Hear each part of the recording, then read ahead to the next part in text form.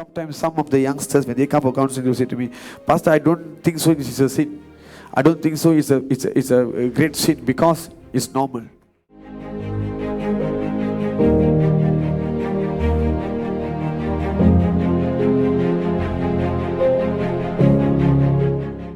When it comes to Esau and Jacob, it is about spiritual or flesh. In the Bible, there's nowhere God speak of a person's name and say that I hate them. I hate this person except Esau. He says that I love Jacob, but I hate Esau. Why do God hate Esau? What could he have done that God hate him that much? Of course, our God is a loving God, that He gave His one and only Son for the whole world. There's no partiality with Him. Hallelujah. Yet why did God mention that He hate Esau? What could have He done? Why should God hate him? That's the question. These Esau and Jacob, they both are twins. Say twins. But who came out first? It was Esau. He was the firstborn. Hallelujah. Both they born in the same day, same year. But the timing is a bit different. One before another. Hallelujah. So Esau became the firstborn. And of course, when Jacob, he asked for the birthright, we can understand that Jacob has went through so much of problem in his childhood, where he was not respected because he was the second born. I believe some of you could be the second born or maybe the third or fourth in your home. You feel like your parents give more priority to the eldest and you are rejected. You have to use what else that you have used. All your clothes are not new, but for the firstborn, you always have the new things. The second always use what the eldest has used. So this could be your issue. And Jacob too had the same problem. And the father's favor was more upon Esau. And Jacob felt that he was rejected. And he always asked himself, how nice if I could have been born as the first. Hallelujah. But if you clearly read the Bible, we can understand that before Esau, Jacob's supposed to become out. Hallelujah. He should be the first, but it changed. It changed because the chosen is Jacob. The chosen is Jacob. What happened? Our friend Esau, he sold his birthright. He sold his birthright. Now what is the matter about birthright? Every fathers, every parents, they have stored their blessings for their firstborn. This is in the Old Testament. Okay? If you see, before these blessings come to pass, it starts with the word. And that's why Isaac, he is preparing himself, though he was blind, but he was preparing himself to bless Esau with words. And that words will manifest to become physical. It will become the existent. Hallelujah. So the blessings should go to the firstborn. That is the law of the Old Testament. The blessings should go to the firstborn. That's the law of the Old Testament. So birthright is something to do with the spiritual, where Jesus is the firstborn. Jesus is the firstborn of Mary, and Israel is the firstborn of God. The first saved nation is Israel. So the firstborn is always dedicated. If you read the book of Leviticus, the firstborn is always dedicated to God. They belong to God. Samuel was the firstborn. He was dedicated to God. So it has something to do with the spiritual. Now, Jacob may have everything, but he didn't have the spiritual blessing yet. He didn't have the spiritual blessing yet. The spiritual blessing rightfully belonged to Esau. When the time comes, this guy, he was very hungry. And he said that, I'm willing to give up my birthright so that I can have your stew, the food. Now, that stew, that food, what is the purpose for the food?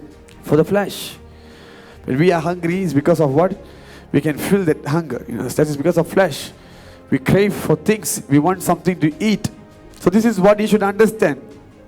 Food is for flesh. Jacob was equally hungry just as Esau, but he was willing to starve in order he can receive the spiritual blessings. He give priority for the spiritual blessings. But Esau is a man who doesn't bother about the spiritual blessings. He just despises his birthright. Now this is what you should understand. Why God hate Esau? He looked for that moment's pleasure. Moment's pleasure. He only loved to please himself, his flesh, not God. That is the reason. See, that is the reason. So this is where you should understand. Esau, without realizing the importance of the birthright, he sold his birthright for a bowl of food just to please his stomach, which is the desire of the flesh. Esau is a person who cares about the moment's pleasure. For him, everything else is belakang cerita. As long as I can get what I want at the moment, that's enough. The rest, we'll see later. Hallelujah. But Jacob is a man, a wise man who cares about his future. He was willing to starve in order to receive the spiritual blessings. Today we take fasting. Why do we take fasting? Why do we control our flesh not to eat something for a time? What is the reason? In order to receive the spiritual blessings. That's what Jacob did that day. He fasted. He cooked the stew for himself. But then, when he sees that something is waiting for him before him, a spiritual blessing, he was willing to let go of this food. He's willing to tame his flesh in order it can inherit the spiritual blessings. When a person cares about the need of flesh, God hates that person. That's why God hated Esau. That is why God hated Esau. Hallelujah. So that's the question. If you see Esau or Jacob, it means spiritual life or flesh desires.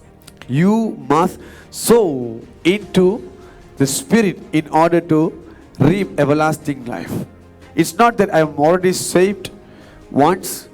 I have already saved. I am baptized. No.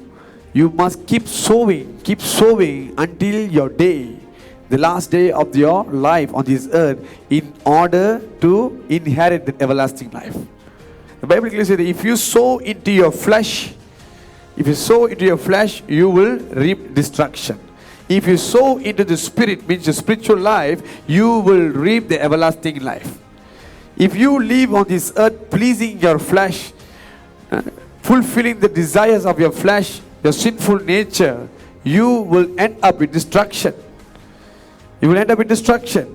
But the call that God gave you, the call that God placed in your life is that you will sow into your spiritual life. The word sowing is not about the money, it's about your time in the presence of God. The works that you do for God. This is what it calls as sowing in the spirit. The amount of fasting, the days of fasting that you take, you are eagerly seeking the kingdom of God. This is what it means, sowing in the spirit.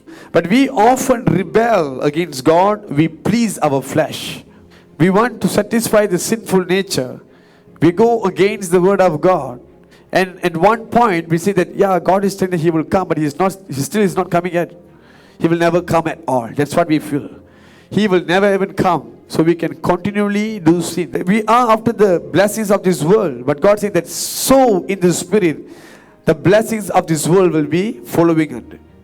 So we feel that, it doesn't matter. God will take a long way to come. Or there may be a long time for God to come. Till that I will, joyfully, happily keep on sinning. The word God says that I hate Esau is not in the Old Testament, it's in the New Testament. He hates Esau. Why? Pleasing the flesh. You are going through some temptations, struggles, sinful nature within you, and you feel like it's nothing wrong. Sometimes some of the youngsters, when they come for counseling, they say to me, Pastor, I don't think so this is a sin. I don't think so it's a great sin because it's normal. Medically it's normal. That's what they will say. But I'm telling you, they are sowing into their flesh without realizing it. This is what making them to be far from God. Hallelujah. If you are a person who sow in the spirit, no temptation will be great for you. No temptation will be stronger than you. Because Jesus is stronger than the sin. Without prospering in your spiritual life, there is no blessing for you in physical. Abraham was the most blessed man, but if you see his life, he walked with God. He's spiritually blessed. He's a prophet. He's spiritually blessed. And he sees visions. He talked to God face to face. He is blessed spiritually. His spiritual life is much more stronger than his life on this earth.